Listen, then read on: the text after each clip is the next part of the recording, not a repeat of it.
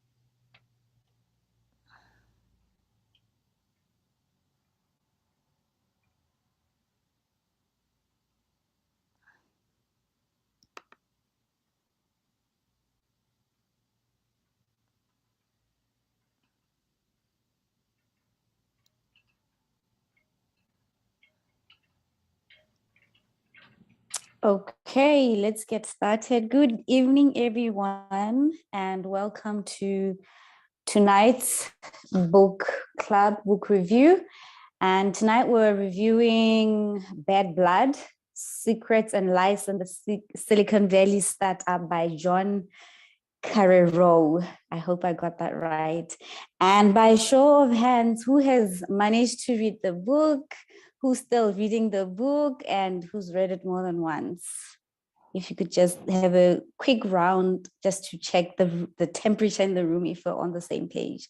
I managed to read the book. I had to read the book. It was like a thesis of a master's because this is generally not a book I would read. So it was quite interesting for me and ulcer-inducing. I must come out and say that. So Dr. Roche has read it twice. Who else? I've read it as well. Mali.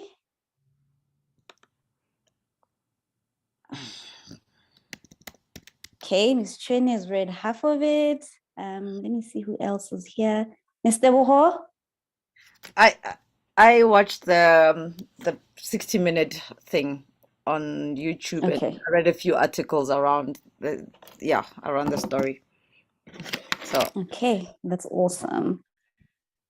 So we're sort of all, no one is in the dark. So oh gosh, this was something else for me, but it was interesting because when I started, I read until I finished it. I think it took me about a week to read through everything and finish. And I'll just quickly just summarize my understanding of the book, and then we'll all get to discuss what we got out of the book. And please make a little bit of notes so that you can chip in, especially the points that I didn't touch on, because it was a lot for me, a lot of names. So I was reading names. So I was really not paying attention to the names. I was just reading to get the gist of the story, right? So this book introduces us to an indescribable woman in my according to me, called Elizabeth Holmes, a 30-year-old, highly ambitious and very, very brave woman. So I'll sort of do a summary of a timeline from where she started to where she is today in 2022. So this lady is 38 years old, born in 1984. So at the time she was 7, she knew she wanted to be a successful entrepreneur because apparently she drew a timeline machine, which was very detailed with engineering drawings.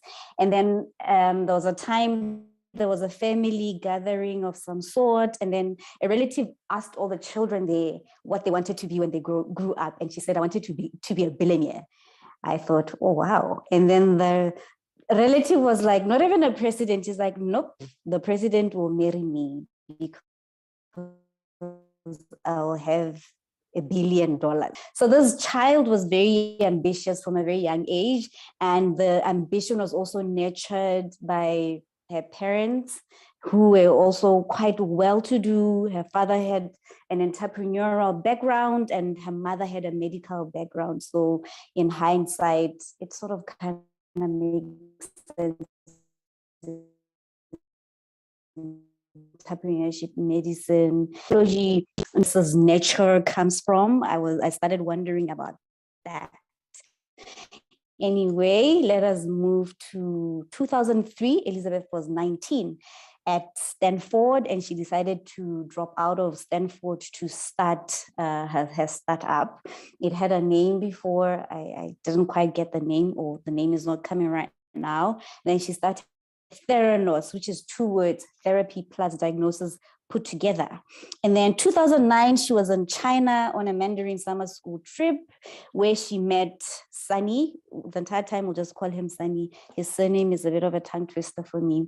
Sunny, who guaranteed a 10 million loan to the startup. And he was quite older than her, I think about 19 to 20 years older than her, who later became her partner, who later became a CEO of the company, and later became her boyfriend, live-in boyfriend, who was kept a secret from the employees, from the investors, from business partners. And then 2003, Theranos partnered with a well-known retailer, Walgreens on a long-term partnership. And I think that's when Theranos really came to the light, when people started knowing about it. And then Theranos opened wellness centers within, sorry, someone is calling me. I hope I didn't get cut off. And then Theranos wanted to open like Walgreens, like a wellness centers in Walgreens shops where the customers could come in and do blood tests. Wellness centers will be in the country. And in 2014, that's when Miss Elizabeth was named the richest woman in America by Forbes America. And she had a 50% stake of Theranos, 4.514, and she's 30 years old at this time. And I'm opening my notes. And then July 2015, and then Theranos got approved by the FDA to do a herpes test, and it was the first of its kind and the only kind. There was like a blood test, the prick test. And then trouble, I think, started in 2015 for Theranos, where they started being investigated because they are, whatever their claim to fame, if I may put it that way, is that they were using a small portion to test clients. Well, they were claiming to be using 240, rather they were using a few tests to do the fingerprint test, while the majority of their tests were done by drawing blood from the arm, like the usual one, instead of the fingerprint prick, which they were claiming. And in true Elizabeth nature, when she was questioned about it, she says the Wall Street Journal's investigations were faulty and erroneous, right? And then interestingly, after that, after the investigation started, I think a few days later, they decided to halt the collection of blood tests for herpes due to the pressure they were getting from FDA. And then a report was released a month later saying that their machine was an uncleared medical device. And Elizabeth, being Elizabeth, she was like, nope. She was very adamant that they knew what they were doing, and they were very proud of what they were very convincing with. And then 2015, still, Safeway invested $350 million to build clinics and supermarkets, rather, so that the blood tests could be easily accessible. But for some reason, I guess it's the noise around all of this thing, they pulled out before it could even get started.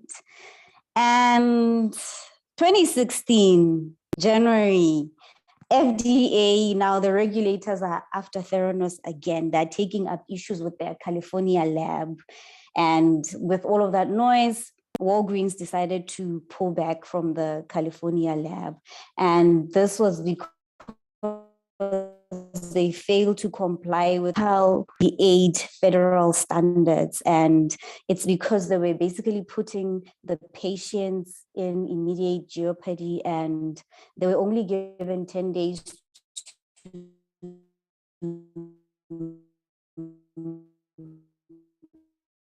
address the issue, and during all of that, Walgreens decided to suspend your location.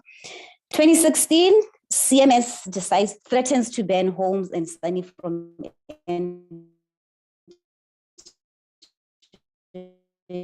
the labs because they'd failed at their labs, and they were told completely. And as usual, Theranos came out and said this was just the worst case scenario should that happen. And then 2016, some say Sunny stepped out. Some said he was fired and by Elizabeth. And yeah, and then this is where things also got really interesting when Theranos was now voiding the 2 years of blood results, basically trying to cook up their work, and then again surrounding Theranos. And in 2016, Elizabeth's worth was revised from 4.5 billion to 0 by the very folks that had said she was worth that much. And then Walgreens and decided they were closing 40 of their wellness clinics within Theranos. And she was banned, Elizabeth was banned from the labs, from entering the labs for 2 years. And then 2016 in August, as a way to come back, bouncing back, they decided to launch a mini lab device. So instead of having clinics and patients which had failed, they decided they're going to push on selling this mini lab device instead of operating the clinics. This was in an effort to overstep the governing bodies and all of that. And then 2018, even more troubles for Theranos. I think this is when now their ship was beginning to really, really sink. And then they were sued by their investors, a fund management firm which had invested around 96 million, and they sued them for damages, securities of fraud, and apparently this was settled in May in an undisclosed amount. And then that's when they had to downsize. They laid off 340 of their employees.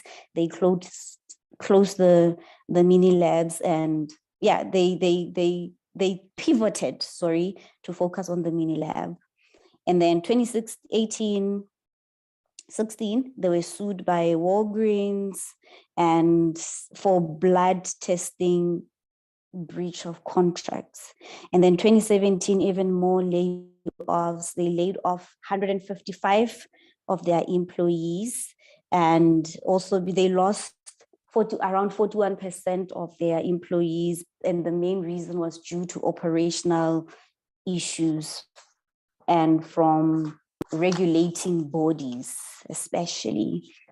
And 2017, another very big lawsuit from the Arizona Attorney Generals for misrepresentations of the way they worked, of their methods, the accuracy of their results, and how reliable the blood tests are, and all of that, and compliance issues as well. And 2018, now they were seriously being investigated at this point, and Elizabeth and her boyfriend they'd broken up. I think at that time, 2018, they were now facing charges of massive fraud of over $700 million US. So they were basically cooking up fraud over these years, and they were being investigated for false statement, false financial standing, and false business and technology claims. And the thing was, they were being sued over the fact that they knew that they could only perform 12 tests out of the 200 they were claiming using their patient testing menu.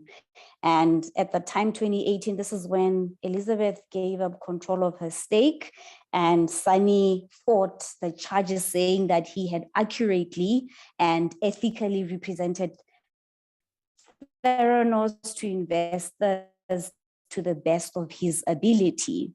And then May 2018, that's when I think Jim wrote, I'm not so sure if it's the book or the journal on the Wall Street Journal. So this was an in-depth look at what happened inside Theranos, and a film was made as well.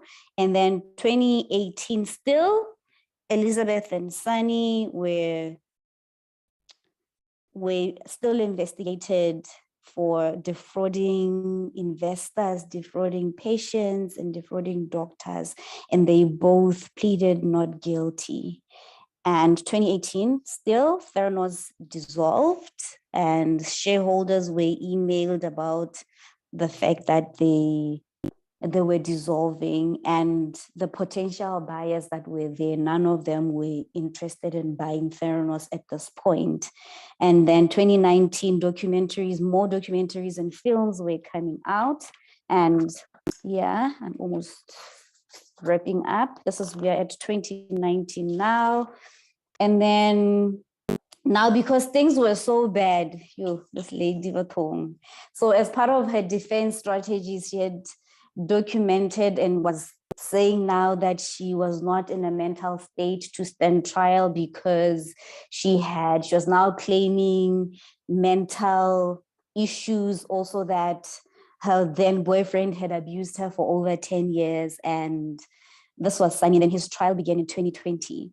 And then for Elizabeth's trial was delays in 2021 because of COVID. And then 2021, she fell pregnant, which further delayed the trial.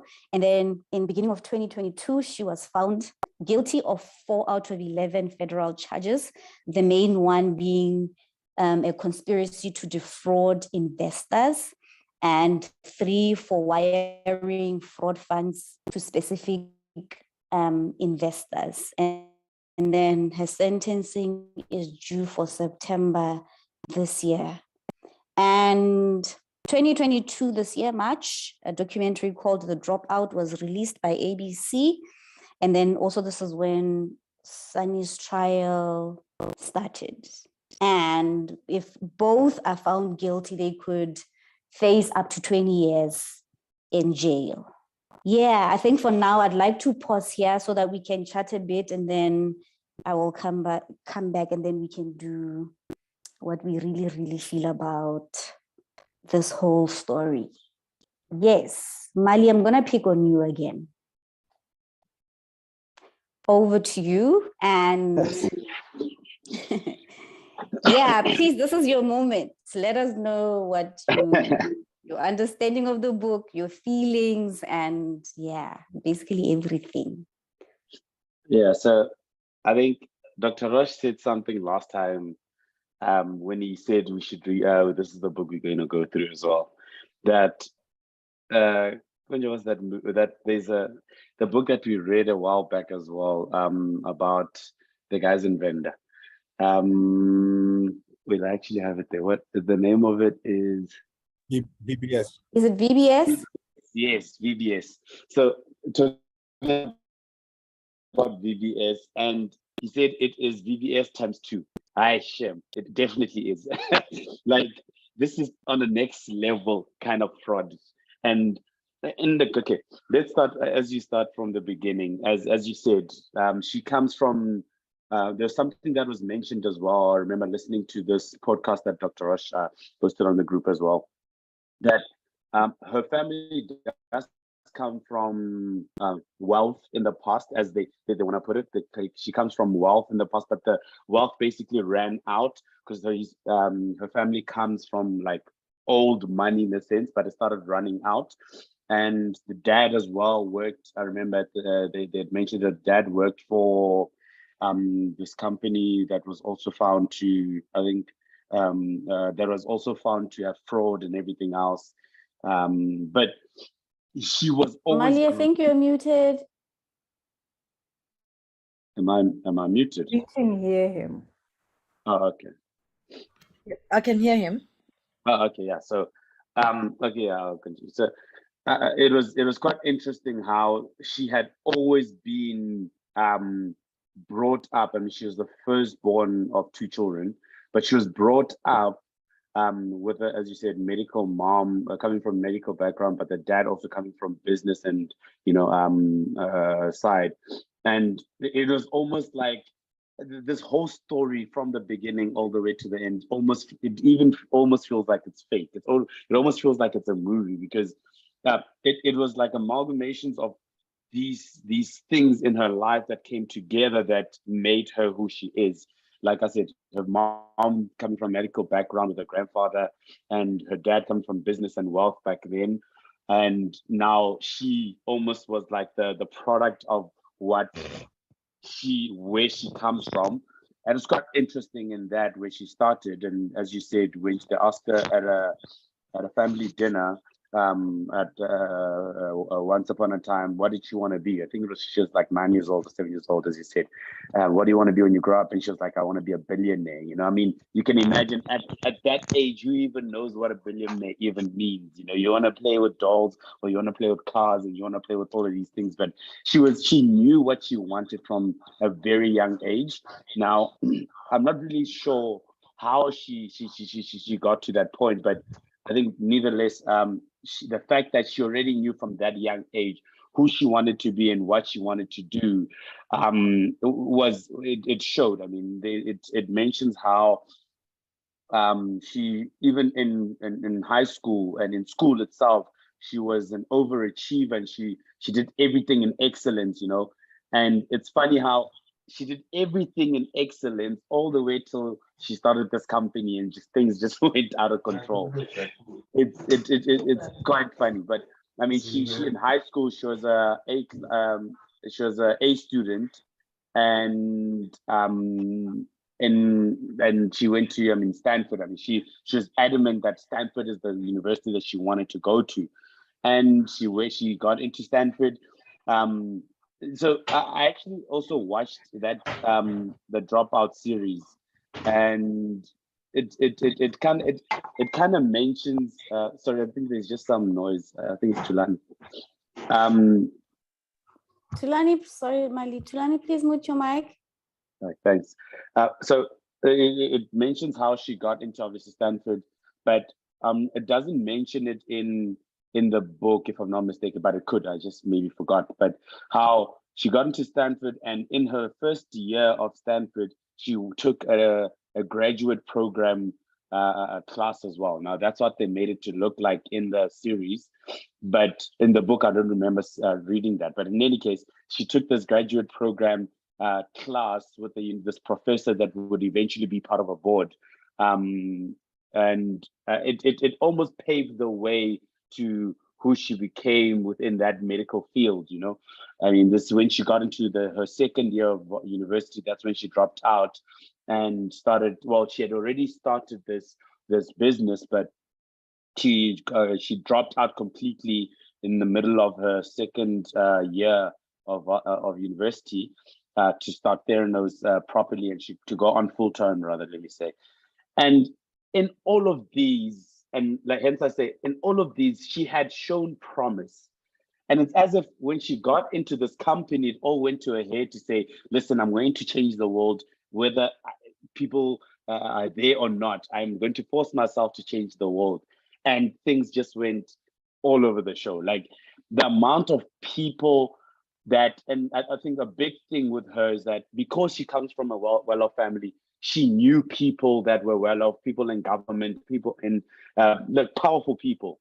And she was able to get herself into rooms and speaking to these people in a way that, I mean, someone actually saw this somewhere, and actually it shows it makes perfect example with this situation. So someone said this, or I saw this a few weeks back, where they say investors don't necessarily, as much as investors are investors, they need you more than you need them, because if you have a good product, that is, because at the end of the day, they're not experienced in the very thing that you want to, maybe you inventing and everything else. And it's easy for you to come up there, and especially in America, we see it a lot, where it's easier to go there with a big idea that seems to look like it can work and can disrupt anything, and then for these investors to just put in millions of dollars into the company. I think she raised something like $6 million at first when she first started, and this was just an idea, and that just shows. And then I think, like I said, she went into it full time. That's when she went into full time, and she started doing obviously the company with people in there. And I must say, how she started still showed a bit of the startup vibes kind of thing, where they started in a sketchy place in the middle of some other suburb in California, or in San Francisco, and she worked herself all the way up to where we know her to be now, and she was not afraid to do all of those things.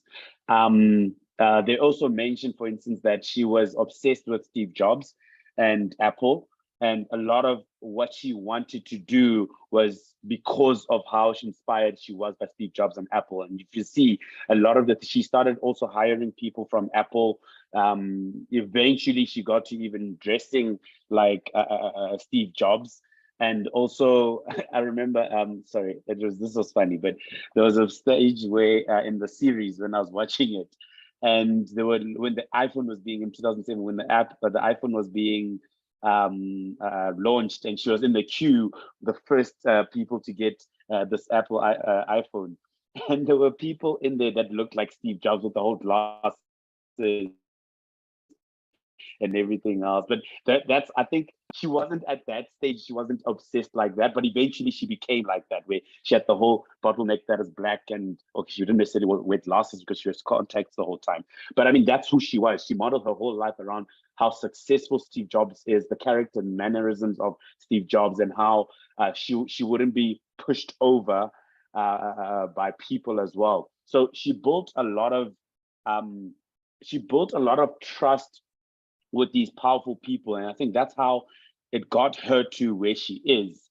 And it's very, I think that also poured into the arrogance, maybe I want to say arrogance, or the pride that she had. Is that, I mean, she had all these powerful people around her as her board members, and even the chair, for instance, was basically in her pocket, basically, not necessarily with money, but in the sense they saw so much potential in her.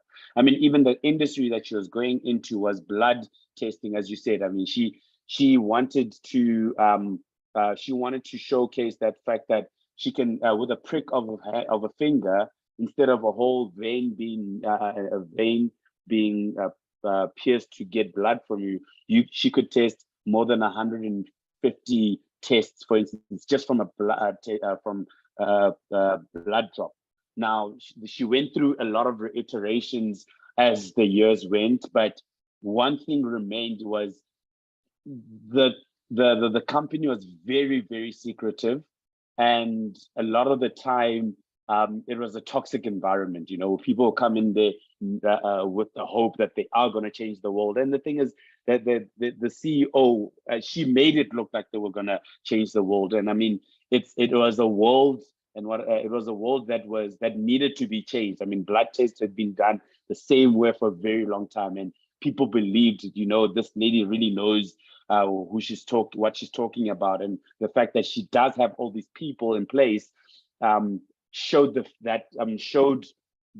whole aspect of exactly that. Well, people thought that, no, this lady really knows what she's talking about, and she does seem to have some tests that seem to be right. So who are we to even judge the fact that what we're doing is wrong? I mean, what she's doing is wrong or right. So I think a lot of the time she had a lot of dreams, and she promised a lot of dreams. She was very good at being a salesperson, and they also mentioned that she made you feel like you important. She was charming in her ways, you know. So she was able to do all of these things. Plus, she had the backing of her board behind her, and yet everything that she was doing did not work. I think I think there was one part where they mention how they did a test, one of the tests, I forgot what it is, I think it was a glucose test, and it worked once. And after that, they were like, it works. We're going to pitch this to one of the big pharmaceuticals in Switzerland or something. And they got there in Switzerland, and I think the night before they were going to test, nothing was working. And they stayed up the whole night trying to make this thing work. And people, they were pricking fingers and everything. And eventually people's fingers went numb and this thing still did not work. And in the series, they actually show how she was on a boat, and this shows how the amount of powerful people she had. She was on they call her up on a boat with Oracle's founder and CEO, Larry Ellison, and how Larry's telling her that, listen, you need to get the money. Like, it doesn't matter how much it takes.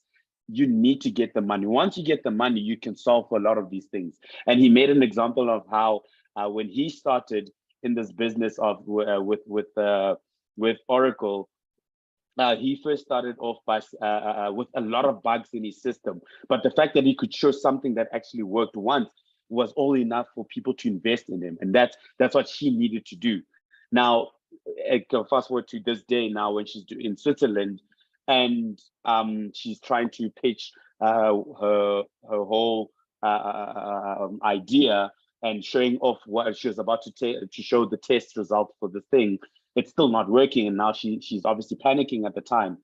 And she eventually thinks back to what Larry was saying to her, and she calls one of her people to adjust the results. So how this machine of hers worked at the time is that you prick your finger, you put it on this cartridge, and then you put this cartridge in this machine that sends it to their database in San Francisco or in Silicon Valley, and it sends back the test result within a few minutes. And she was able to now take the results that they tested before. So what you do is she'd prick her finger, put it on the cartridge, put it inside, and while she's doing that, one of her colleagues is messaging the guy, print the tests, and it sends the test that they had gotten right back at the office at the lab back on the screen, and that screen eventually shows that this thing is working, even though it's not working. So a lot of these things, like I said, it was always coming. Like, you could always see that this is just from there, actually, more than anything, you could see that it's going to be a company that, it pushes all the boundaries of what's wrong and what's right. So it's quite amazing, and I guess you learn quite a lot on what not to do throughout this whole book. I mean, I can go for a long time about what happened and everything. But one of the things that I remember saying to Dr. Roche one of the Sundays when I saw him, I was like, Dr. Roche, this lady is delusional, like how did she even get this far? Like, it's ridiculous how what she did. And to be honest, look, it's clever. I don't want to give her the credit, but it was clever the way she played certain situation in her favor and how she got through as far as she had gotten through. And I mean, in the book, they also actually say that they actually went to this reporter, to like one of the old people that worked for her, went to the reporter in secret to actually spill the beans, basically. And that's how actually she got caught eventually. I always think to myself, what would have happened if this reporter hadn't written that article? Would she have gotten, look, I mean, she was eventually gonna fail, and that's a definite, because she wasn't making any money. She's promising dreams that were not even real. But how long would she have gone? To what extent would she have gone? I mean, they were doing blood tests with third-party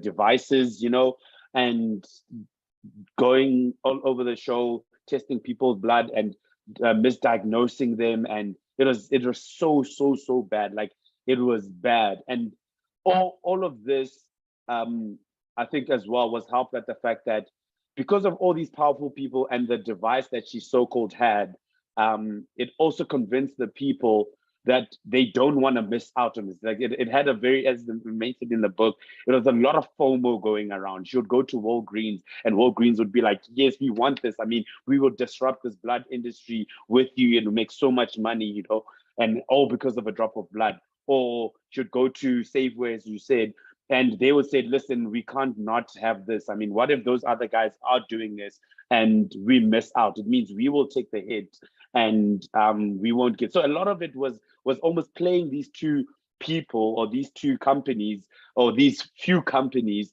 to say, listen, you can get in. If you get an advance of $200 million, you can get in and we give you exclusive rights for 6 months. And for them, 200 million is nothing, because at the end of the day, they're going to make billions out of this. And that's all because, and that's all from what they think is true or not. So I think it's quite a book. It is quite a book. There's so much in there of what not to do. In fact, you could write a book of saying with the name saying what not to do when you start a company, because that hit the nail on the head. Oh, wow. Thank you so much, Mali. That was like an amazing summary, an amazing review. Thank you so much. And hello to Angie, Kaho, and Tulani, I think, are the only ones I haven't greeted. Please let us know if you read the book and what your take is on the book. And so I'm like a teacher and I usually like pick people. So this time I'm going to let pick the mic. Hi, Angie. Hello, Shama. Glad to see you once again.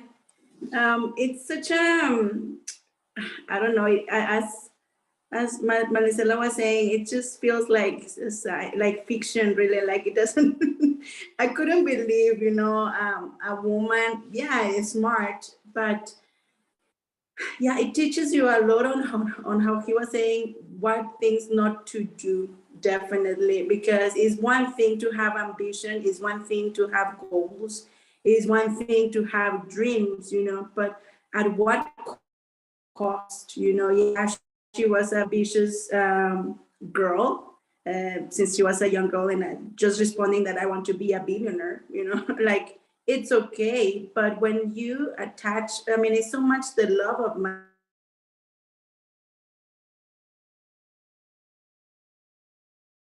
When you are not doing so well, there's nothing wrong in saying this is not working, and to pivot and just to be honest, especially when you are dealing with the lives and the health of a lot of people. So it's just mind blowing as well. For example, when she's when employees were just saying, no, things are not working, or whatever the case was, and she would just dismiss them and fire them on the spot, and that people were afraid of her.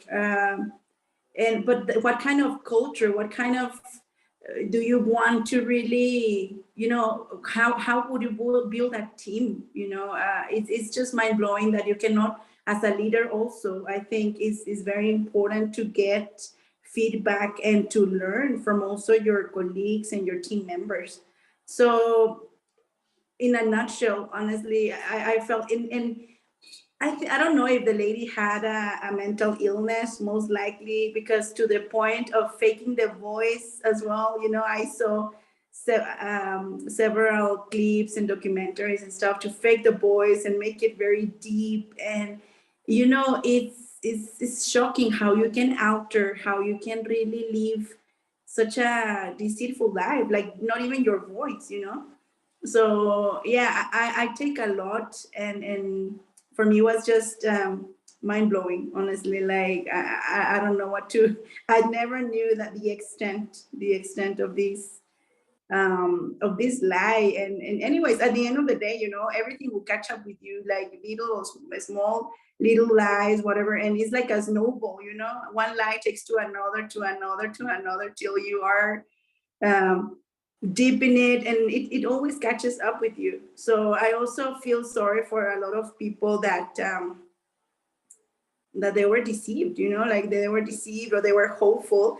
But I've been wondering who is going, probably it will work, probably it will work, that idea.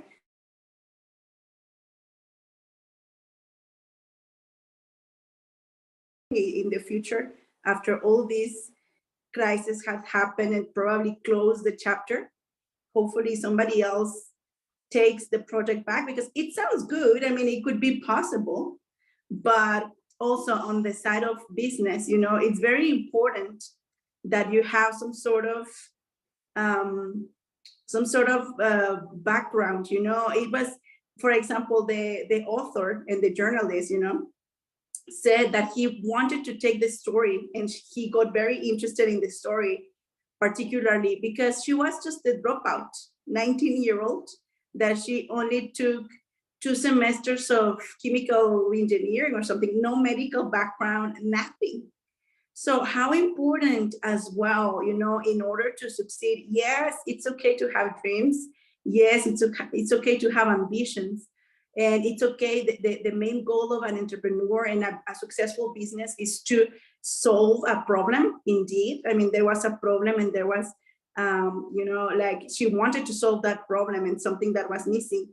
But also it's important the continuous learning, you know, like, you know what you're talking about, that background, to have that knowledge. And if you don't have that knowledge, okay, obviously she hired a lot of people, but not hearing them, not hearing feedback, not being humble enough, you know, to take that criticism or the failure itself, you know. It's okay to fail as well. It's valid. It's valid to, but honesty is the best policy. So yeah, I'm taking a lot in the sense of businesses. And thank you so much, Shama, for the opportunity. You are welcome, Angie, and thank you so much for your input. You know, when you mentioned that thing with her voice, I watched a couple of videos on YouTube, and the entire time she spoke, I'd be like, what's this? You know, that was really interesting. And yeah, who's up? Kaho's read the book. Tulani hasn't read the book. Kaho, do you want to go?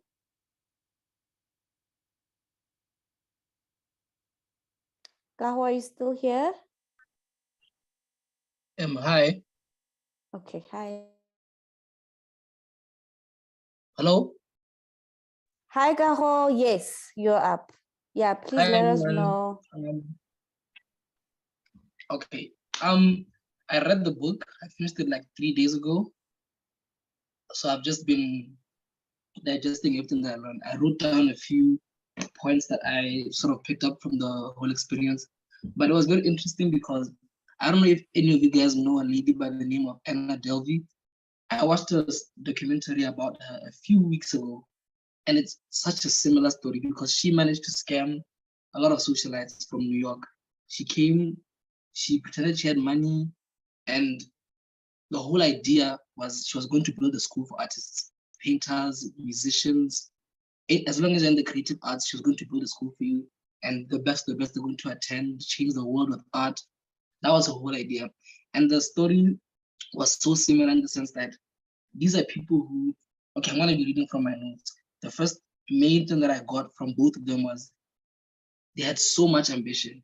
They had a lot of drive in them. They wanted to succeed. The will to succeed was so much that they had it was so impossible for you to get them out of the mindset that they already built for themselves. But unfortunately, I realized with her, it made it easy for her advisors to also sort of manipulate or take advantage of her ambition, because ambition is okay, but there should be a threshold of where or how much you're willing to put out there. So it seems to me like a lot of the people around there weren't necessarily the best as far as advising was concerned, because they were more concerned about the money.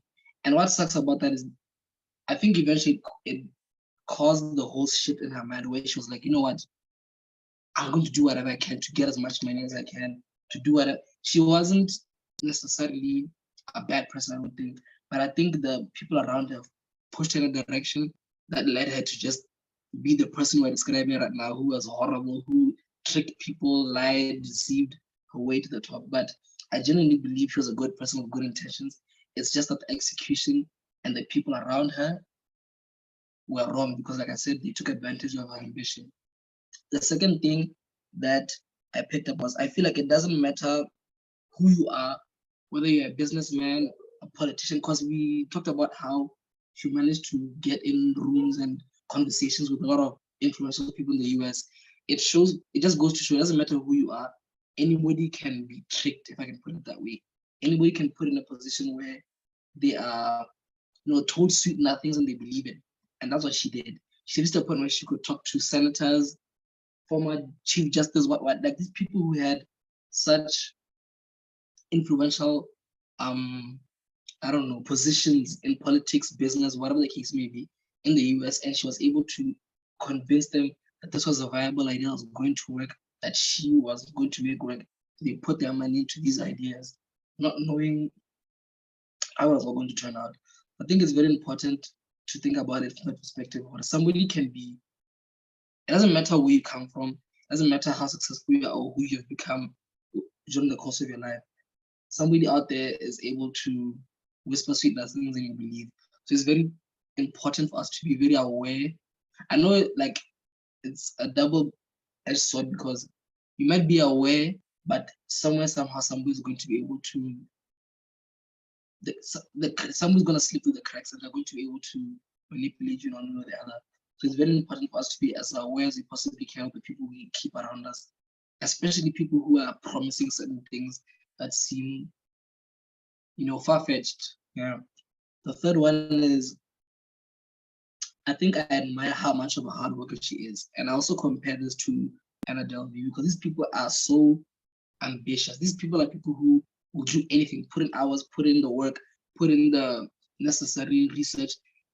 Well, not necessarily research, but they did what they needed to do to get what they needed to get.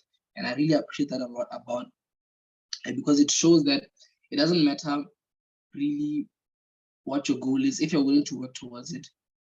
Because sometimes we made a lot of references to her, I don't know if an obsession is the right word to use with Steve Jobs. She modeled a lot of herself, her character, her behavior around somebody who was already successful. So she understood what this guy wasn't successful just because he's successful. So I'm not going to just look like him. I have to work like him, put in the hours like him, and I'm going to eventually get to where he is or as close as I can possibly get. So I really admire her work ethic because it's something that it doesn't matter whether you're scamming people or you're telling the truth, you need to have if you're going to succeed in anything that you're doing. And then another thing that I picked up was, I think we need to give credit where it's due. She's an amazing networker. There's no way we can deny how she was able to get in rooms with the right people to get the information that she needed, the funding that she needed. Because like I said, she was good at whispering sweet nothings. So if she could get in a room with you, it was almost a guarantee she was going to get what she wanted out of that interaction, or that relationship, that exchange.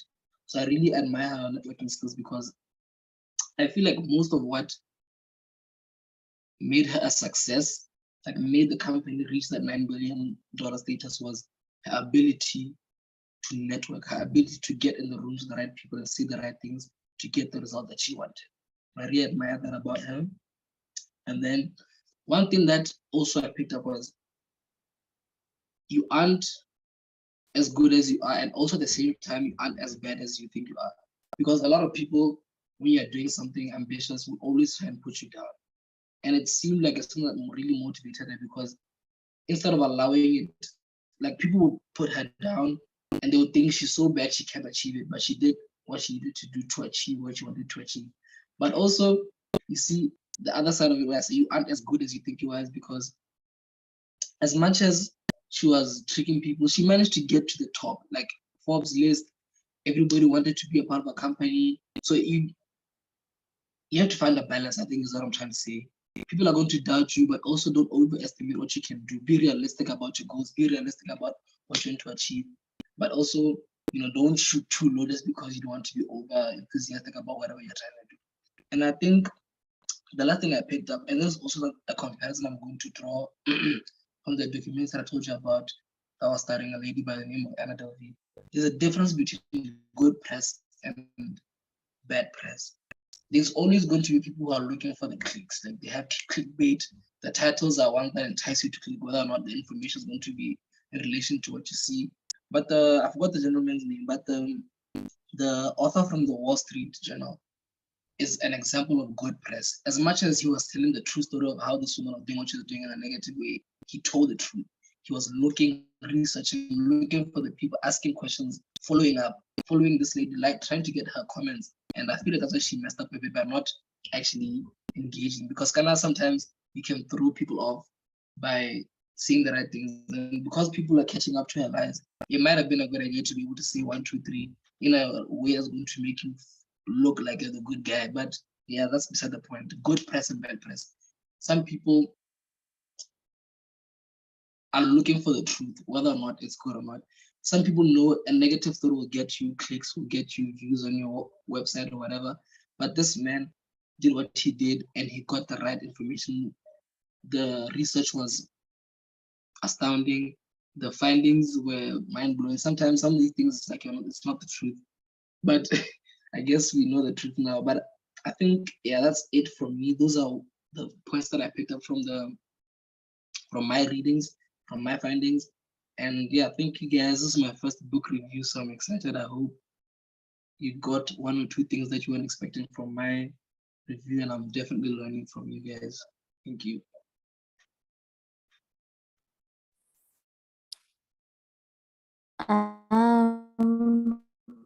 I'm back. Thank you so much, Kaho. I don't know what I missed. Guys, I live in a village. The network is dead and there's no water. So that's the problems I'm dealing with right now. Let's move on. Who's up? Miss Trini, you read half of the book. Dr. Roche, you'll go last. Miss Trini, do you want to chip in with the bit that you've read so far? Yeah, I got nothing good to say about this girl. Oh, ma. So for me, I see that I think she has serious psychological problems that were not detected from an early age. I don't think she had a proper childhood because she buried herself in books. So she did not play. And she took the world as though it's her playground, including the company. So I see that her fear of failure led her to execute this biggest scam ever in Silicon Valley. And she was deliberate about it for me. See, she is a sociopath. No regard for persons' lives, how people feel, no regard for good practice in terms of ethical business practices. I mean, when you saw the way she dismissed Ian, when he started questioning that these tests, the way they're doing these tests, it needs to be validated. And her response, was like, "You're not a team player. I think you should leave." That's what I see a child does when they're busy playing with dolls, and then they get a cousin who comes to play with them, and they're not playing fair, and they want them to leave, because they're just used to playing by themselves. So Elizabeth was caught up in her own world from the get-go. Her psychological issues went undetected for a long time. And the worst part is that she had a lot of enablers around her. The company's silence on Ian's death, a person to have killed themselves, just because of maybe there was no psychological safety in the workplace. There was probably a lot of intimidation, and you're also worried about the fact that you're working for this company that is seen to be changing people's lives, but you internally, that this is not the case. And so you are not able to sleep because you're an honest human being and you're trying to see the best come out from this lab to change the world. Unfortunately for me, I just saw from the get-go as I'm reading that even getting involved with the hiring process, who are you to be worried about operational issues as a CEO? Go around and run around looking for money.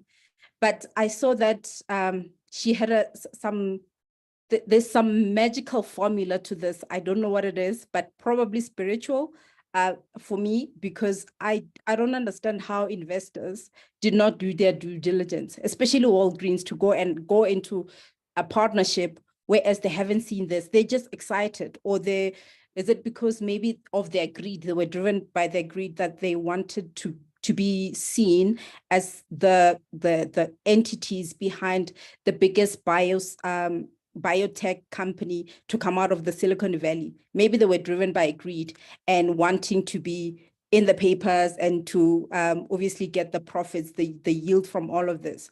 But Walgreens, whoever was behind the due diligence, if there ever was even a due diligence made, but whoever made that partnership really deserves to be fired completely, because how do you go around and part with such a lot of money and also damage the reputation of your company without actually seeing this? You want to be deploy someone into the R&D team and see and go into those labs. So for me, even the employees themselves, probably they were there because, or they couldn't, I mean, the NDAs, when you see people, there are all these non-disclosure agreements that are coming in way after you have signed your employee contract, then you gotta question the place that you are in. Do you really believe in this? I mean, they had little talks here and there with Sunny.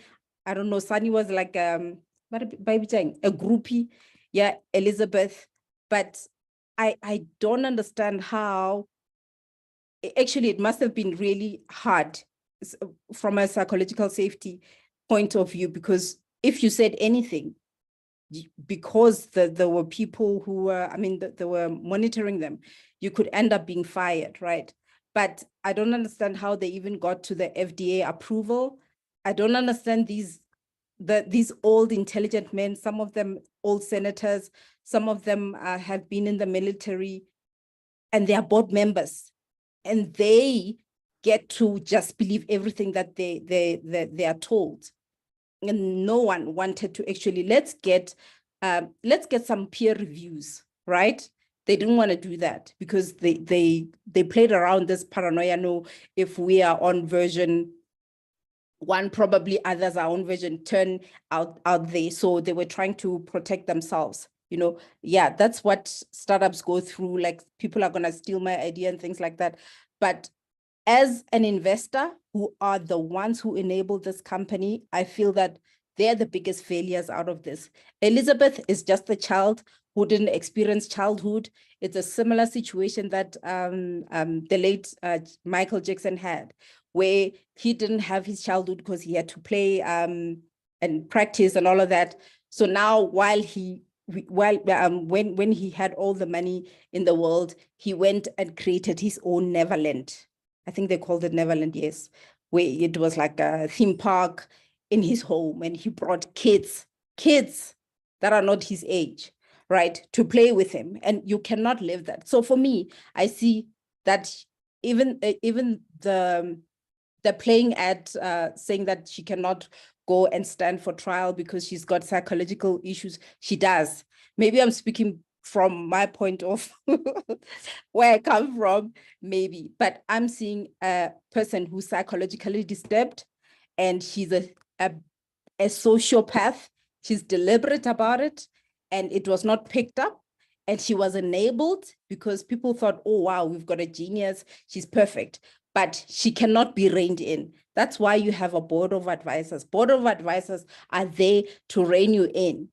And the investors themselves were either part of the scam, and they made her take the fall for it, you know? So yeah, that's me. Her solution was never about people. She was never about changing people. Even when they asked her when she was little, what do you want to be? I want to be a billionaire. I want to be a billionaire. Oh no, the president will marry me, or something like that, will get married to me. So she had this ego. I mean, you could tell from the get-go that this child had issues, deep psychological issues that still needed to be detected. Maybe her genius could have solved the world's problems. You know, she could have come out with something good. But what she imagined, for me, I think the entire company, she just saw it as a big dollhouse of hers, and she could just play whoever. That's why she was like, you're not a team player, you're getting fired, you know, or I'm going to get you to shut up. So what am I going to bring? I'm going to bring surveillance into the company. I'm going to bring some NDAs for you to sign. So for me, her ambition was never about changing the world. It was self-serving because she is a sociopath. We are gula.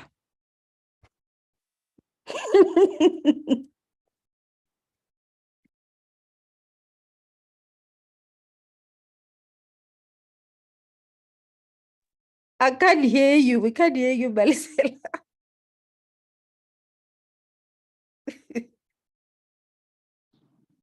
Can you hear me now? Yes. Okay. I was saying, yeah, no, that was passionate. Like, I mean, that's true. I mean, I was actually I wanted to say to Kao that it was so different how he saw her. Kao, you can see that he's a half at last half full. Out of all of us, just saw the bad in Elizabeth, and he's just like, yes, see this. The amount of positive things that came out of that was actually quite amazing. That I didn't even recognize. There's some of it, like I said, she was very clever, and yeah, no, Gabo saw something else. But yeah, no, Jenny, I understand exactly how you feel. As I said, as I was reading the book, it was just like I could not believe it. Like grown men that have grandchildren, not even children, grandchildren being tricked like that. Goodness. So yeah. But Devo, did you go through the book as well? I watched the documentary and read a whole lot of articles, and at some point I was like, why am I reading about Elizabeth Theranos? I couldn't even remember it was from the book club, because I just kept on reading and reading and reading what's going on and following the trial and everything. I mean, I like what you guys say, that it's actually quite interesting that she's even managed to charm the people in this group with everything that you've read. Like, we're all apologizing for her. Like, just because she's a sociopath, it doesn't mean she shouldn't go to jail. That's why all white collar crime people, being a sociopath, it doesn't mean you're intellectually disabled. People That's true. called her a genius from since she was a child. So you can imagine, if she was smarter than her parents, she's been smarter than everyone else that she came across. She could have easily manipulated anyone. And I mean, this Indian guy, Sunny, it even reminded of Edward Norton's movie. And I think there's been a whole lot of other movies where a child acts like he's been kidnapped, but he's the one controlling the kidnapper type thing. And I think like, she's a genius, and she was identified a genius. Unfortunately, she's got social skills are questionable. And I looked at some of the things, that the narrative that comes across now. There's a little bit of trying to make it look good, but trying to make it look bad. And I looked at the statistics that in 2002, she was at Stanford in a third-year program, and she only quit school in 2020. I'm like, that's not dropping out. That's failing out of school. You've been there 5 years. You shouldn't. It's not like a Steve Jobs genius dropout. Those numbers didn't make sense to me. And I kind of think everybody's doing this, like, romanticizing Elizabeth's life and what she's done. I think she knew exactly what she was doing. You're right. She is a sociopath, and there's like a special group of people. And now her case is highlighting a few cases like this, because the guy from WeWork also did the same thing, but he was even more sick than Elizabeth, because he's not as smart as Elizabeth. He's just a psychopath. And you also have, I think somebody mentioned her name, Anna, who actually said that she doesn't even have any remorse for scamming New York celebrities out of money. And there's some people that simply love the crime. And I think Elizabeth simply loved the crime. And I think it's even more disturbing that even after all this was revealed and she was going through trial, there was a guy who was willing to date her and make her pregnant, and still holding her hand through all of this. And it shows just how, like, it's like there's a magnetism about, we all fall in love with the criminal, we all love the bad guy, and we're all going with it. So it will be interesting to see if she actually does make time, I mean, end up in jail. And also, when you look at the crimes that she was I think that she was acquitted for, and the ones that she was found guilty of. She's acquitted for actually the fraud with people's blood tests, which is it's almost like it's seen as a minor crime, and she's being arrested for defrauding investors, and the investors should have done their due diligence, which is quite worrying that you'll put 100 million in somebody's company without the due diligence. And actually, I think Kissinger put in a lot of money, defaults put in a lot of money, and yet they didn't appear at trial, which also then says, follow the money. And there's a lot of, in white collar crime, there's a lot of criminality that's happening because you have to wonder, where's this money coming from? Why are the investors not as worked up as everybody else is? Where did where did Kissinger get that money as a Secretary of State and a government official all his life? Suddenly he had 100 million to invest. And what's interesting from a legal point of view, there's actually a lawyer in China, an international lawyer who follows Chinese cases, and he said, this is common for 95. If you give him a day, you'll find 95% of Chinese companies doing the same thing that Elizabeth is doing. And there's actually the whole thing about IP. I used to think there's no harm in Chinese people making copies, but then it becomes a problem when it's health related. And there are a lot of companies all over the world that actually committing the same crimes that Elizabeth is committing. And I mean, you saw it during the COVID. People took vaccines that were not that the companies are committing a similar crime to Elizabeth, and we're all mute about it. So it's quite interesting. Why did somebody decide to actually reveal her scam when there's a lot of international companies that are basically all scamming us in the food and health sector, and nobody's saying anything? And they're also run by similar sociopaths to Elizabeth. And I think, when you mentioned that the power of networking, you don't just get into that network in a room full of people like that. There's a lot more to it. I think there's layers of this case that we're not aware of, and she's taking the fall for a lot of people. And maybe I'm saying this because I'm also like, I like this little menace girl who's like blonde hair, wide-eyed, deep voice, and there's all of that packaging that comes with it. I don't like that she blame shifts throughout. She is a genius. You don't blame shift. She should have known everything there is to know about a company. And yeah, I think she's guilty. She should go to jail. She is a psychopath, sociopath, whatever path spectrum she's on. They'll figure it out. But it doesn't mean that should not be an excuse to not go to jail. Like, she must get it. She must go to jail. And I think when you were reading VBS, and I was like, it's almost like flabbergasted, and you're flummoxed by it. And the whole time at VBS, I'm like, so many people work so hard to scam us for so little in real time. I think we actually did talk about, like, when you looked at the amount that was stolen over the years by so many people, you're like, that's not enough. So they probably look at Elizabeth and thinking, damn, we're stupid. One person did a lot more and scammed, investors out of a whole lot more. And I'm glad that he's basically scammed the private sector and not, the taxpayer or some emerging market. Like, I'm glad he didn't come to Africa and sell us this equipment. And I think our governments would have easily paid. We'd be talking about Ramaphosa giving Elizabeth access to all our medical budget. But I'm glad she didn't do it to Africa. So, yeah, that's all I was like. It's all for Americans and the American investors and the Kissingers of the world. We're not affected in a way. So, yeah, that's my 2 cents.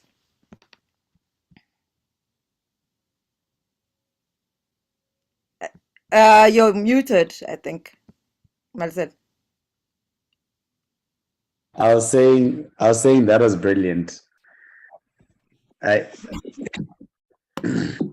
So, okay, Dr. Roche, it's your turn. Thank you, Mali.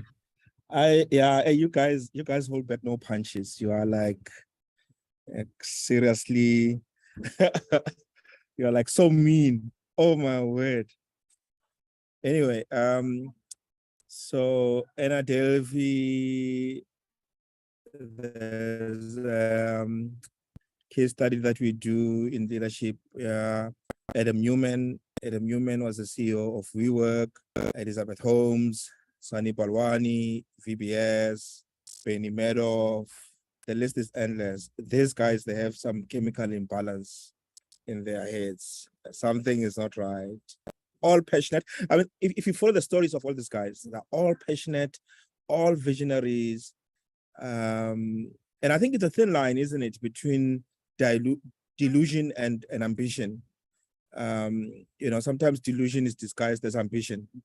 So we look at this guy, so wow, they're ambitious, but actually they're delusional. And I think Steve Jobs was also delusional at some point, and he called it reality distortion field. But that's delusion, because you're seeing things that people are not seeing. And sometimes, part of the reason why he was fired from Apple is because he was delusional. He was just, he couldn't relate with people. He was asking, firing people on the spot. So yeah, and I agree with Trini to say, Elizabeth's why was not helping society. Elizabeth's why was being a billionaire. That's his why. So that's the starting point. Why was she doing what she was doing? It's because she wanted to be a billionaire. It's one of those, I want to be a billionaire at all costs. But here's something Professor Scott Galloway spoke about when he was doing a diagnosis of Adam Newman's WeWork case study. And he says there's this religiosity with entrepreneurship. And he says after Steve Jobs had passed on, there was this vacuum in the entrepreneurship space. Like it's as if Jesus has passed and we're looking for the next Jesus. And for a while there was a vacuum because we didn't know who to look up to. And of course, the current Jesus at the moment in the entrepreneurship space is Elon Musk, and irrespective of how Elon Musk is delusional and some of his tweets are ridiculous, and actually some of these things that he does are crazy and they're ridiculous, and no one is holding him to account. And I think to a large extent, we as society are partly responsible for allowing these delusions to prosper, because we cheer after them, even if they're doing ridiculous things, and probably that's what happened with Elizabeth Holmes. There were all this, Rudolph Madoff and Henry Kissinger and all these people, who just pumped money at her, and because they thought, she's the next Steve Jobs. Again, religiosity of entrepreneurship. Here is Steve Jobs has gone. We need the next Steve Jobs. Oh, and she happens to be, a lady. So we are always looking for that. We're always looking for some form of somebody that we can praise all the time. And I think it's a society reflection. And then two last points. There's also this thin line between marketing and functionality. And most of the time, these people, Anna Delvey, Adam Newman, Elizabeth Holmes, they are very good at marketing, and sometimes for a long time I've had my reservations about marketing and lying. People will throw this thing and it works, it does this, but actually you are lying. It's all lies. But for some reason, you want to say, it can do this, just a drop of blood and voila, here's your test. It does all this tests, blah, blah, blah. This thing is not working. What are you talking about, right? It's not working. And to a large extent, I think for me, that's where the problem is, that I somehow, I know, Angie, that you're a marketer. I'm sorry, but I struggle with lying, and I sometimes struggle with people telling lies in the name of marketing. So I find that there's that thin line in between. And of course, there's a big thing in Silicon Valley now, which is called being a unicorn. There's every entrepreneur wants to be a unicorn now. And when you read Elizabeth Holmes' story, you kind of help, but get a sense that you want to be a unicorn, be a sociopath, excel in sales and marketing, be very good at sales and marketing, and we then say, oh wow, you're a visionary. while you're lying, right? So be very good at sales and marketing. Get some cool people on your board, you know, Hendrik, all this powerful. So it's all this window dressing. So get some cool people on your board. And we see on your board, it's like, wow, he's got this person, he's got that person. Okay. I mean, there's a guy, hey guys, there's a guy in the country. He does this electric cars thing. The guy is funny, but he's got all these cool people on his board, right? He even calls himself a doctor, but he's not. But anyway, that's a story for another time. I've seen him. You know, so you know, be this delusional person. Sell us this vision that, you know, it's like, wow, that's amazing. Be very good at selling. Get cool people on the board. Hire a lot of lawyers, because I think what Elizabeth has managed to do is hire a whole lot of lawyers, hotshot lawyers who will intimidate everyone who challenges the validity of your story. So if somebody raises their head and says, but this is not true, and then they'll throw lawyers at you. And she's done so well in throwing lawyers at these people, intimidating employees, but also pretend as if you are this proponent of a good cause, you know, like, you know, I'm saving the world, you know, I'm doing this for the world, blah, blah, blah, blah, blah, blah. But you are lying, you know. And of course, some people can be extreme and have this baritone voice. I'm like, oh my word, have this baritone voice and this intense. Apparently, she had this intense staring, so she will stare at you intensely, you know, and wear bottleneck, and it's like this cosmetic things. Like, you know that this is delusion. This is bad, you know. And of course, massage the numbers, and that's the classic case. Massage the numbers, falsify documents, put in logos of other companies and falsify documents, and you have a perfect recipe to be a unicorn in the US. That's what you need to do, right? Get powerful people on board, you know, be very good at selling, you know, and hire a lot of lawyers that intimidates everybody, and tell us that you are building something that we all need while you know you are lying. And of course, in the process, there'll be those who will feel sorry for you, right? They'll fall in love with, you know, it's like a Stockholm syndrome, right? Oh, shame, you know, she's such a good girl. She was trying so hard. People died. And I think for me, that's what really upsets me.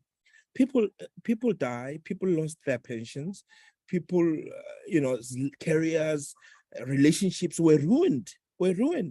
Ordinary people who were trying to make an ordinary living, their lives were ruined. I don't feel sorry for her. They both found guilty, rightfully so. Sonny Bolwani was found guilty a few weeks ago. Elizabeth was found guilty in December. They're going to be sentenced in September. They're both looking at 20 years. I would like to believe that it will send a message to the Silicon Valley and the entrepreneurship startup community. I don't think it will. I think this madness is spread. This cancer is spread. It's on overdrive. So yeah, that's my thoughts. Thank you. You know, Dr. Rush, you're very right. Very, very, very. I don't even think this is going to change, because if you think of it, someone actually said it yesterday, that what happens in Silicon Valley is there's a lot of these guys that, or ladies and gents, that go out to create this big mammoth of a company and then sell it quickly. Now, whether what they're selling is good, so the exits, as they call it, the exit strategy, is that they sell this thing and they out. I mean, they have nothing to do with it. It's all yours now. Due diligence and all, it's all yours. And that's basically what's happening, is that a lot of them, in fact, now are more likely to say they'd rather sell these companies for, like your Sunny, for 50 million. 50 million is nothing for a lot of these companies in America. So they'll sell it for 50 million. Now this guy's a multimillionaire. He's done. He's going to go invest now in another one that he can get more and more money. And you're very right by saying that it is a cancer. I don't think it's something that it's as I think who said, I think it was Cheney, or it was, yeah, where the love of money is it's literally the core of all evil. Like the amount of I mean, even the next book, I guess, that we're going to read is talking around that. You know, it's just something that has ingrained in people. I mean, and the last thing, for instance, before I say we do again, is that you touched on it as well. She touched on a lot of emotional ways to capture people. I mean, she was talking about how this Theranos can save the soldiers in Afghanistan. You know, at a time that was very it was very it was very sensitive for Americans at the time. And now you can imagine this lady that's coming with new technology that's patriotic. Yes, we're gonna save our soldiers. Who's not gonna believe? You know what I mean? And it's a country that all of us know to some extent that they are patriotic. And you can imagine now a whole lot of them believing in something that doesn't even exist. But for them, it's a woman out of America doing something that's going to save our soldiers. It's crazy. Yeah. And to the point that I was saying, that they pick this cause and they sell this cause and we buy this cause. But, and to Chuni's point, these are people who they are damaged from a young age. If you look at their past, I think there's nothing wrong with being ambitious. There's nothing wrong with being entrepreneurial. There's nothing wrong with being visionary, and all these things are good. I think the how, and I think somebody mentioned the how. I think it's Angie mentioned, how do you do it? And I think for me, the how is as critical as the why you're doing it. And I think in here, I think Elizabeth, how they went about. I mean, who escorts you in an office to the toilet? Who does that? Yes. I mean, it's crazy. I mean, who really does? And you're not even allowed to go into, and for me, where I drew the line is when they started falsifying documents. Now that is not entrepreneurship. That once you start falsifying documents, putting other big companies' logos on those documents and putting signatures to say this company has endorsed it, and you know that it hasn't endorsed it, for me, that is delusion. It's not entrepreneurship. And I think to a large extent, they, you know, and I think Deborah mentions that quite interesting when you look at the guilty verdict. Elizabeth Holmes was not found guilty on certain counts and was found guilty on others, and Sani Bolwani was found guilty on all charges. You know, and I found that to be quite interesting because I thought they are all the same charges. You know, same company, same misdemeanors. But anyway, you know, but falsifying documents in order for you to.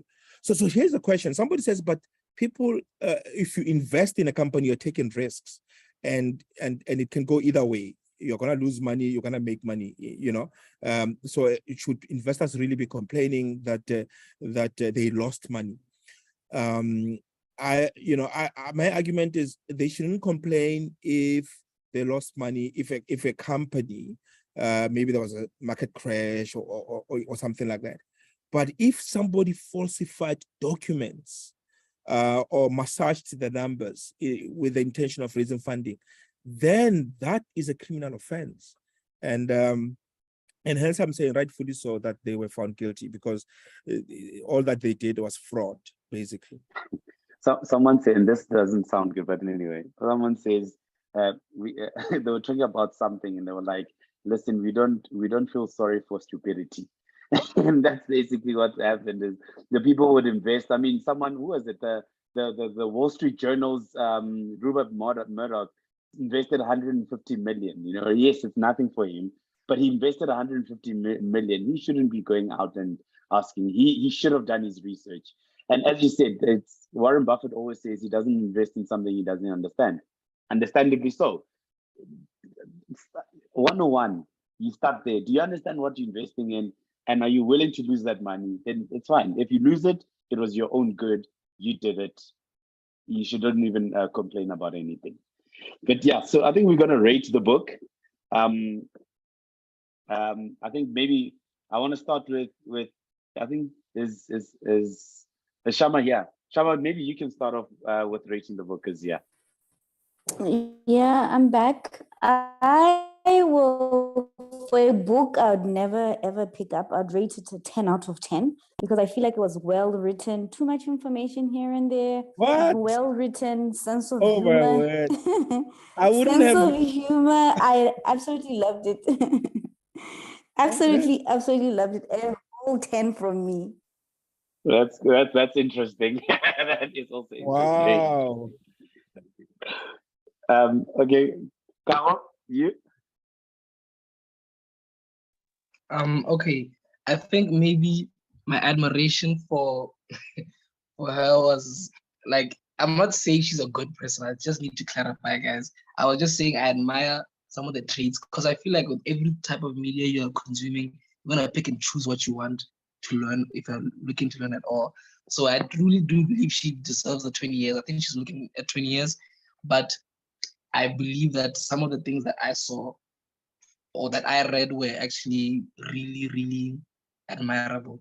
But as far as the rating is concerned, I think I love books that keep me intrigued, and I was intrigued the entire time. I was at the edge of my seat. There was not only suspense, but it's like you knew what was going to happen, but because it's too far-fetched to believe, you didn't believe it even before it happened. So it was very interesting for me because it was the first book I read that made me feel that way. So I think for me, the only thing that I might not have liked about the book was, like Shama was saying, I feel there's a lot of information and a lot of it wasn't necessarily, I don't know if adding to the entire thing is the right phrase to use. So I'm going to give it an 8 out of 10. Okay. I was going to say, if you give it a 10, then I must watch out for you. I must not invest in anything you're doing. No. I'm joking. Angie? Yes. Rating. Do you want to rate the book? Kind of freezing. Can you hear me? Yes.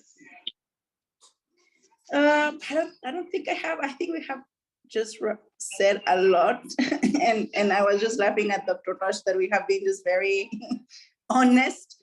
But yeah, I think we have just said it all. And yeah, I don't think I have anything else to add. For me, I'm just taking a lot of what not to do, in the name of ambition, in the name of goals, and it's amazing what Dr. Roche was saying. The main goal was here just being a billionaire. So when you put that before people and you put that before your true calling and purpose in life, obviously we see the result, that's what I'm just taking. Thank you so much. Do you want to rate, what do you rate the book out of 10? It felt like science fiction, really. So yeah, no, I would definitely. It's really a novel, it's just a novel. It's not real. So yeah, I would give it a 8, 9. Yeah, no, it was a good one. It was really a good one. Very. Okay, Jenny, for what you've read so far. Yeah, Elizabeth is still rated at -0, right? Yes. John, the author, the fact that he's been following her as a journalist, writing here and there, and then eventually gathered so much research from different sources so we can get a full story, for him to put it together as a story in a thrilling manner. For me, I think it's great storytelling. So I'd give him an 8 out of 10. Elizabeth, -0. Okay. Dr. Rush, I don't know, you haven't read it, but I don't know if you want to rate it. I actually think I like that he got all of us reading this and he got the world reading this, and I think he's done an excellent job for investigative journalism, because all the stories and all the articles and the movie and thing, they're based on his book, so he must have done an excellent job that captured the world's attention. And even this far. But I have a feeling that he also privately admires Elizabeth. There are very few people like Trini and I who say she's on a minus. Like, people admire her networking skills and whatever. But the way he arranges his facts, I think he puts some of them in a way that he's sort of stirred up this aura of admiration, unicorn cultish thing, which I think that's where he gets it wrong. So for that, I'll give him a 7, because he's taken a villain and gave it a celebrity cult status. But great investigative journalism. That's interesting. Dr. Rush? I will give it a 9. I think, yes, I mean, I think John Carreyrou wished Elizabeth carried his triplets, but I think he came under fire. I think at the beginning, he was threatened with lawsuits left, right, and center. I think he's the only journalist who they have thrown everything there is to throw in order, because I think he started the thing as, oh, wow, quite interesting. I like this girl, da, da, da. But I don't think what he expected to find what he found. And I think they threw everything at him, because Theranos had the best lawyers, even on the board as well. I forgot this guy's name, who was one of the meanest lawyers, and they went after the journalists. Yeah, and I think the fact that he stayed the course, because he could have easily kept quiet and backtracked. And I think had he done that, because he broke the story, had he done that, chances are we wouldn't have a criminal case. So I think he deserves some kudos for that. I think it's a sad story. I think it's a sad story. Great idea, great vision, very sad story. But I think for me, even sad is the victims. So I think his story is not a reflection of Elizabeth, per se, but I think this book is a tribute to the people who lost their lives, who lost their pensions and their investments. And I think that those people are quite happy that he wrote this book so can get to Elizabeth Holmes exposed. So for that, I'll give him That's good. That's good. Okay, I'm going to rate it an 8.5. Reason being, I think it's a really good story. It really is a good story. I think how he built it up all the way from when it started, all the way to when he came into the picture, and all the way till when she was exposed and everyone was against her and everything else. She painted a picture. I think Trini, maybe not Trini. I mean, Devil, you mentioned that she made it look like he made it look like she was a celebrity. I think she definitely was a celebrity. As Dr. Rush said, there's this whole cult following in Silicon Valley that is happening, where you're the Jesus of that place at that time, and that's who she was. I mean, I remember the first time I saw her before all these law cases came out. I followed her from a long time ago. I remember even on LinkedIn, I used to follow Theranos. And before the whole lawsuit came out, I used to say, wow, this is actually crazy.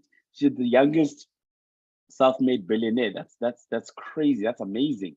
So I do believe that she was a celebrity, but only because Silicon Valley made her into a celebrity, So I like the book. I give it an 8.5. I think I wouldn't give it any more than that because of the fact that I think if we would have, I wanted the story to continue all the way up till now when she gets sentenced. It would have been an amazing book to actually see the whole court case as well, and even the fact that she went and had a baby, in my head, to be honest, I was like, I wonder if she actually thought it through, that if she's pregnant, the whole sentence would go, the trial would also be postponed. That's I believe that's something she would do. You know what I mean? So yeah, as to what you're saying, I think it was published a bit too soon, and I would have liked to see the whole thing all the way till you are guilty, and that's Elizabeth gone to jail. That's why I give it an 8.5. Just to chip the Mali quickly. So as I was listening to the podcast, because I was listening to the podcast as she was going to try, and they say when it was announced that she's pregnant, and everybody was raising the same question: did she think this through? Maybe she thinks she's gonna be found innocent, and somebody said maybe she thinks that it will come handy with mitigation of sentence, that she's a new mom, we can't throw her in jail, blah, blah, blah, blah. So I found that to be quite interesting how that was interpreted. So like Deborah said, we mustn't fall in love with these people because they're just geniuses, they must just rot in jail. Yeah, thank you. So that was it, everyone, for the book. I think it was a brilliant book. The next book I think is going to be just as interesting Yeah. on what I will, not to yeah. do. Yeah, Yeah, I so will Dr. Frosh, you can announce. take over. Yeah, no, I will announce on the WhatsApp group the next book. I think there is, yeah, I mean it's similar story, but yeah, I will share it on the WhatsApp group. So thank you so much. Thank you, Mali. Thank you, Shama, and thank you, colleagues. We'll meet again in 4 weeks' time to review the next book, and I'll announce it on the WhatsApp group. So, thank you, And guys. I'll be sharing it. Yeah, you'll be sharing it. Sharp, guys. Bye-bye. Thank you very much, Bye. everyone. Bye. Bye. Thank you. Cheers. Thank you. Bye. Good Thank you. night. Bye, everyone.